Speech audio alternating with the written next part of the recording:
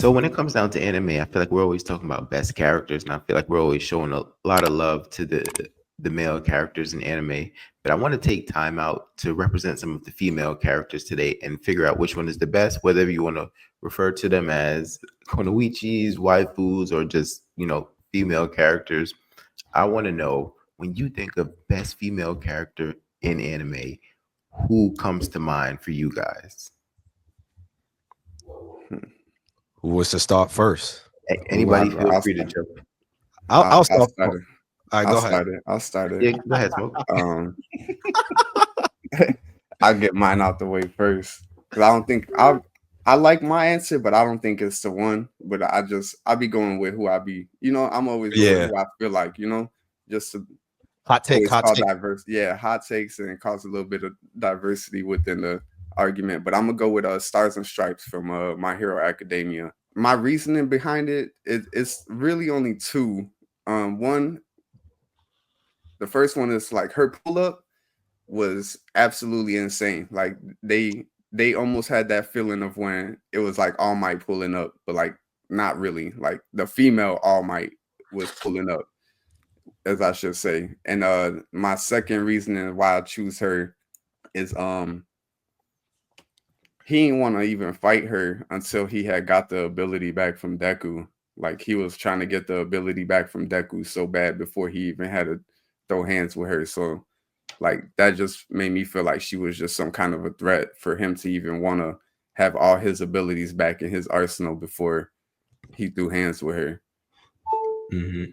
So And all of anime though, like all of anime, Right. like you sure you don't want to make a change? Nah. Stand on business, Smoke. Stand on business. I'm staying 10 toes. Stand on that. I got some honorable mentions, but I'm staying 10 toes. I'm Let gonna me take ask you a Stars and question. Stripes. Let me. And I agree about the threat and everything, but how long did she last? Like 5 chapters, maybe? No, you're not lying. But I don't know. She All right. Don't worry about that. I don't know. Yeah. Don't worry about it. But I guess like my real question, all jokes aside, what did the sacrifice accomplish? I think it made Deku realize even more that like he needed to be the one to save the day because he can't really rely on. It was one of those moments for Deku, really. Like her sacrifice was for the MC to realize that he needed to stop relying on people. It was one of those moments. I was trying to say one of those moments that if you can't have somebody else do the job, like you got to go and get the job done yourself type of deals. You know what I feel like? I'm gonna let somebody go after this. Like, you guys remember like WWF, WWE, tables, ladders, and chairs? Who was the one? Was it Christian who used to like lay down and like somebody would run on their back and do like the spear? Oh, like was it like Matt Hardy and Jeff Hardy or something? Jeff Hardy, yeah, they used to go crazy. I feel like she's the character who laid down so someone could run on her back and execute. You know what I'm saying? I feel like that's just an assist character. You know what I'm saying? So it's hard for me to give that person best. But Quan, I know you started, so I want to hear. Oh, about Stars and Stripes. I mean, well, I thought you had something. So yeah. Oh no. Yeah, just because like, I mean, I feel like it's self-explanatory where it's like she wasn't even really a side character. She was like one of those like, okay, I'm gonna just put you here to kind of showcase some diversity, and then we're just gonna offer you. And even then, like her abilities were limited. Like it wasn't limited, but it was OP though. It was OP, but it was too many conditions to her OP. Like for example, like she could only implement 2 rules at one time, max, and then she had to make physical contact too. So it's like, if you don't make physical contact with the object you're trying to put your rule on, it's kind of clipped. But bro, think about it though. She was grabbing air. No, yeah. Bro. Like her. You could tell she had a very high like intellect, like her IQ was very high. But it's like once he figured that out, it was over. It's like once somebody as equally intelligent as you figures out what your kind of stick is, you're done, bro. Not really. Yeah. I think it just Shigaraki just had like a crazy. Nah, He was just. I think it's He had a because crazy compacted boost. with his abilities. He was probably the Yeah. only person at that time that would have probably been able to Yeah. stop Stars and Stripes, especially being able to take people's quirks. You know what I mean? I don't think just anyone else would have been able to just walk through that. Like, I'm gonna keep it. You buck. think Stars and Stripes beats like the final form of Deku that we've seen? I don't know. I don't know, bro. Yeah, Because the final version of Deku, like that fought Shigaraki, he struggled, bro. And it wasn't just like just a clear one-on-one. Like, you know, it wasn't even like Shigaraki was battling with, you know, internally as well. Like Shigaraki was clearly like the strongest character at the end of the series. You know yeah, what but I mean? I do think Shigaraki Shigaraki beats like Stars and Stripes. Like, Yeah. Oh, I agree. okay. I mean, let's not get too caught up on this. Let's keep it going. If anybody wants to jump in next with their character, Mo, I see you doing the Birdman rub hands, so maybe you're ready. I'm gonna go in because I don't think I'm gonna get too much pushback on this, but then again, I don't know. So like, I don't know if the viewers, I don't know how old many of you are. Like, you know, I'm gonna go with Motoko Kusanagi from Ghost in the Shell. So if you see kind of like the artwork, you're like, oh, I've seen that artwork potentially before, but you may not necessarily know what it actually means, right? This was a series that came out a long time ago. I forget exactly what year, but it's definitely like, I want to say 80s, 90s. I don't know. But nevertheless, so when I was younger, I would watch the series and not even understand what's happening, right? And then as years progressed, I kind of revisited it. And basically, it takes place in a futuristic society, right? Where you have Motoko, who's a cybernetically enhanced agent that works for an organization that essentially is supposed to kind of counteract cyber terrorism, right? Essentially. And I think this character in particular is really, really unique, right? Because it influenced a lot of like the sci-fi animes we see now, like Cyberpunk, for instance, right?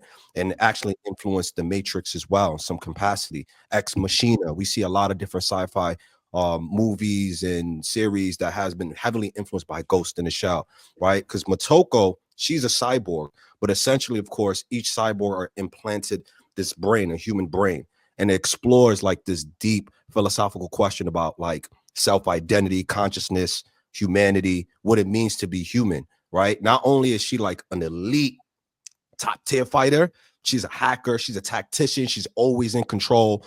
You know, her power isn't necessarily just based on, not only does those of you, you know, the viewers that's watching, if you into like waifu, right? Not only do people sexualize her, but more importantly, I think it's more so like she's a strong, impactful leader.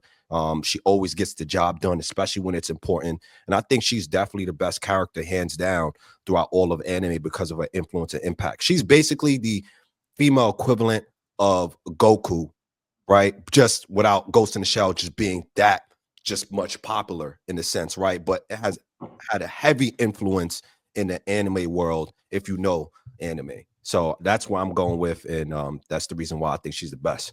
Any pushback? I'm not gonna lie, my only gripe is that, like, Motoko, that's a great pick. The only thing with her is that being that is like super cybernetic, like her body is capable of being hacked. That's literally the only thing. Like somebody can hack her body. But other than that, though, I think Motoko is a great pick. Yeah, I definitely feel you on that. Like she's not like OP. I wouldn't say that, right? But I think that also makes her character so compelling too, because the adversity that she had to kind of go through, you kind of want to see that, you know. And I feel like if they remake Ghost in the Shell now and they do it right, I think that she'll get her just due, if I'm being honest. Yeah. I mean, it's been so long. I would have to rewatch it in its entirety to really try to go at that pick. But I guess the advantage you have, you know, Smoke didn't have, and I know that I'm not going to have, is we didn't choose MCs. So that's a good one. You make me want to pivot to Sailor Moon real fast, but I'm joking. But yeah, I don't have much rebuttal for that one. Like I said, I will have to rewatch it. It's nowhere near fresh in my mind. You know what I mean? Right. That's fair. That's fair. So I guess it's up between Rue and Daquan next. Yeah, I mean, I'm gonna go with the cliche one, but I think it makes sense. I just think it makes sense. You know, if we're talking about like potential and then outcome results, I would have to go with Mikasa from Attack on Titan. One, she's just always been on Smoke. I appreciate Smoke. She's always been on Smoke, like from the very beginning. I'm talking Annie trying to punk Eren, and she's like, "Yo, why don't you try that with me and see what's up?" You know what I'm saying? So she's just always been on Smoke. Her ability when it comes to just using the what is it, the ODM gear.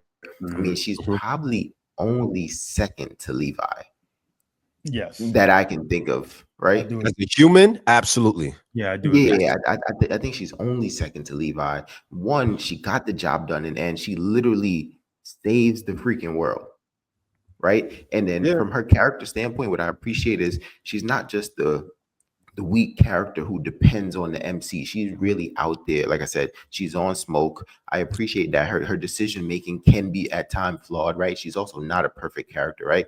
Maybe every time she shouldn't have been going after Eren, but it's like it allows dynamics in the character. Hey, this character is not just always perfect. They made flawed decisions that sometimes put people at risk, but sometimes they make good decisions, and then their ability really, takes us home, get to the finish line. So I would have to choose Mikasa from my standpoint.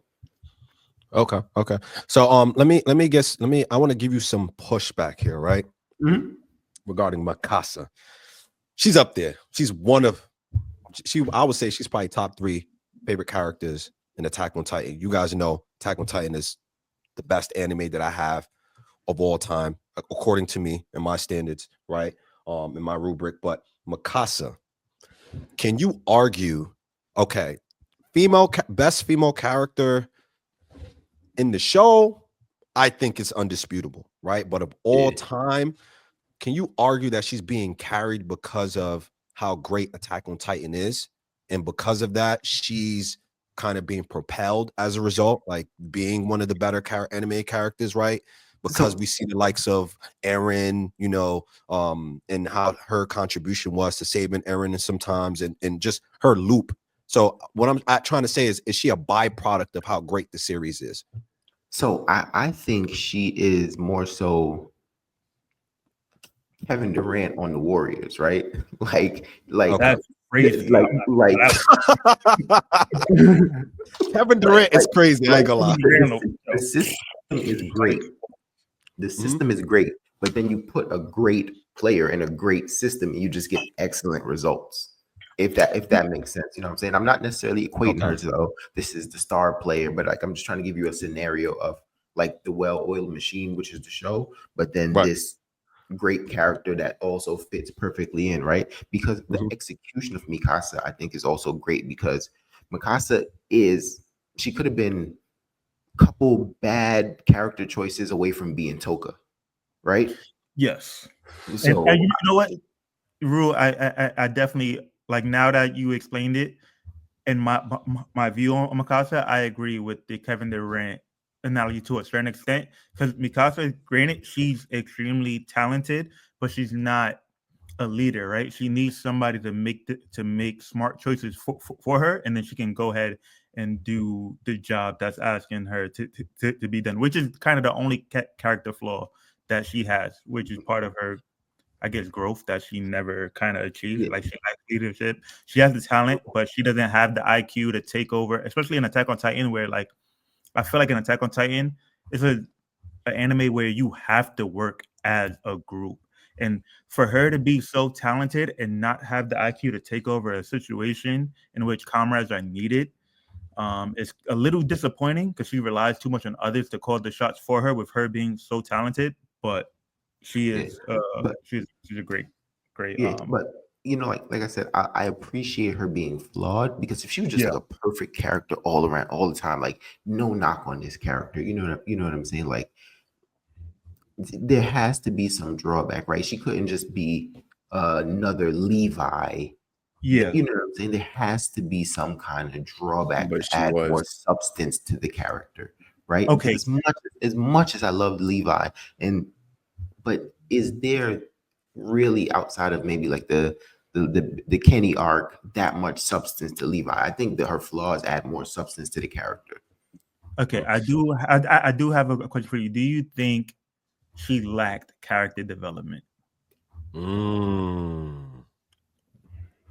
No, I don't. I think her character does go through a tough eternal struggle, but like let me give you an example. What I appreciate is us getting a flashback of, like obviously we know the Ackerman Titan kind of dynamic, right? But we get the kind of like flashback of Eren being there from the start, right? It's not necessarily the Hinata where we don't really know why Hinata is so attached to Naruto. You know what I'm saying? So we get a bit of backstory to what the attachment is. You know what I'm saying? When I was by myself, like you were the person that was there, so now I'm going to return that and continuously be there for you.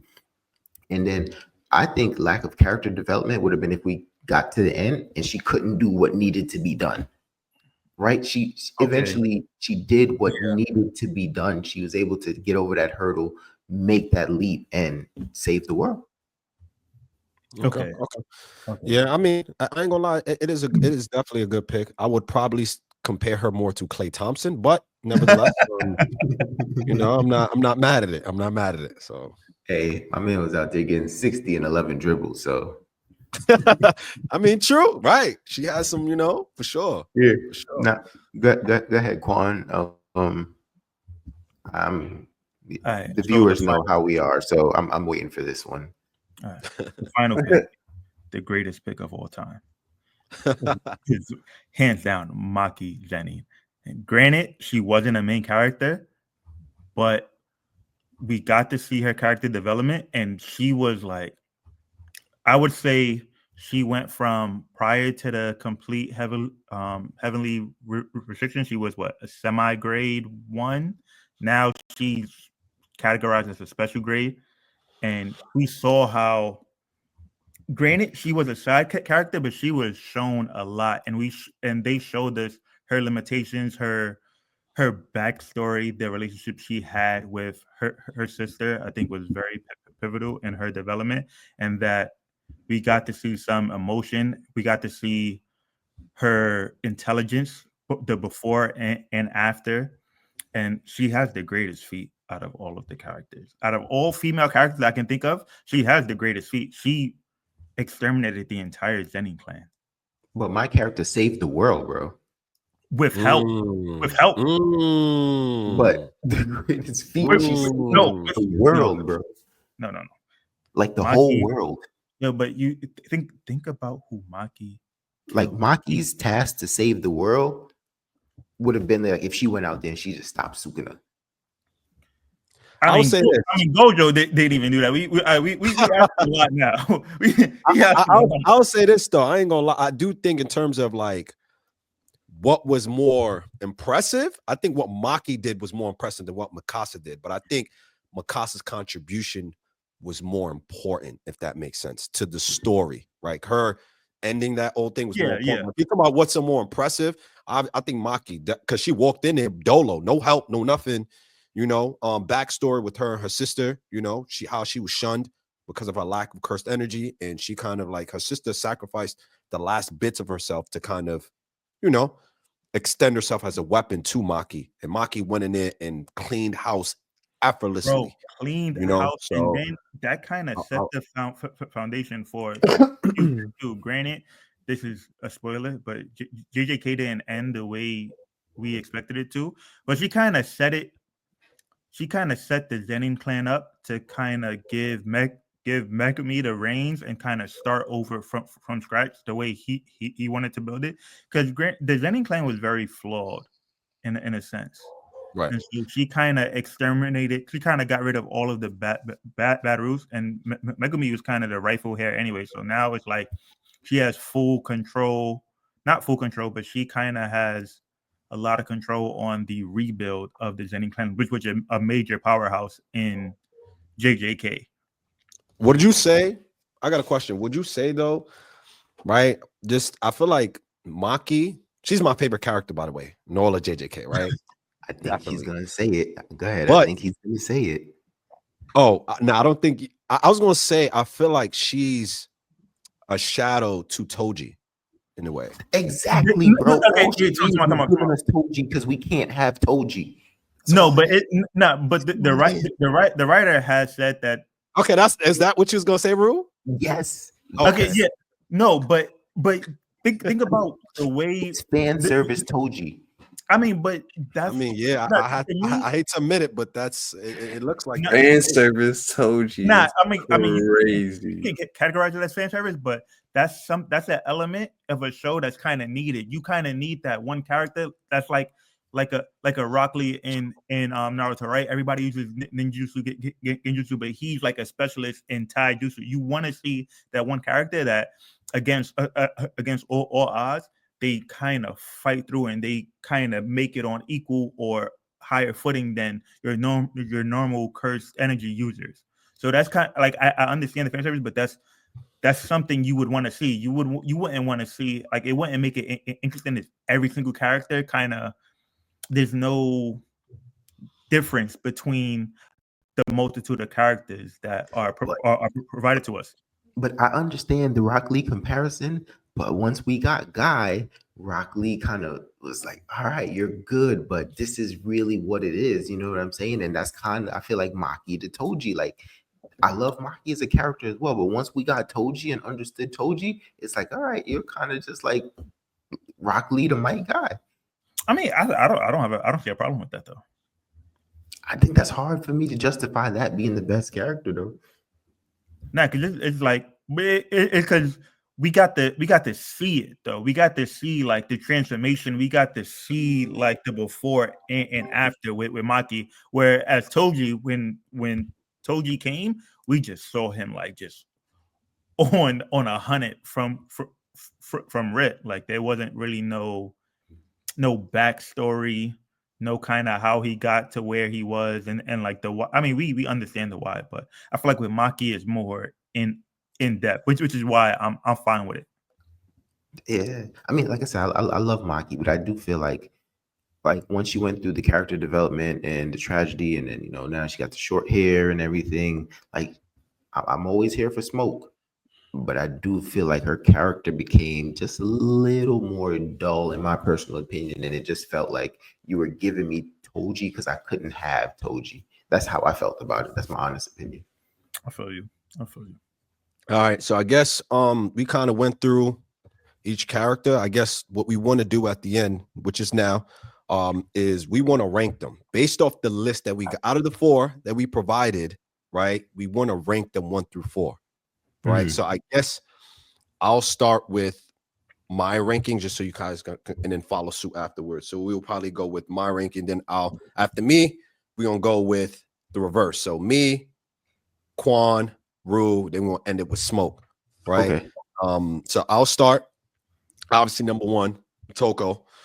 Second, I'm gonna go with Maki. I'm gonna go Maki second. I'm gonna go Mikasa, and then I'm gonna go Stars and Stripes. That's my 4. All right. Okay, Quan.